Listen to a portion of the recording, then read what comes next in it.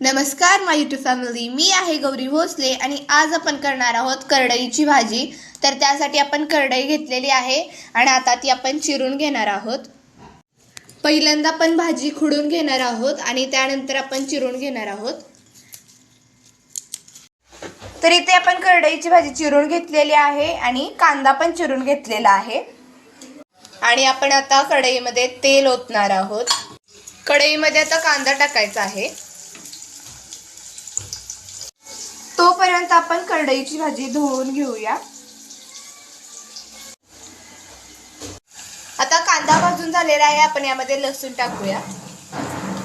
आता यामध्ये आपण चटणी टाकणार आहोत आणि हिरव्या मिरचीपेक्षा चटणी टाकली तर भाजी खूप छान होते। आता आपण यामध्ये भाजी टाकून घ्यायची आहे आणि मीठ सर्व मिक्स करून घ्यायचं आहे।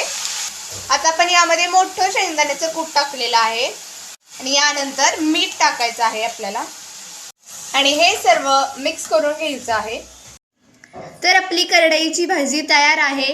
तुम्ही ही घरी नक्की ट्राय करा। या व्हिडिओला लाईक करा, कमेंट करा, शेअर करा आणि आमच्या चॅनलला सबस्क्राइब करा। Bye bye.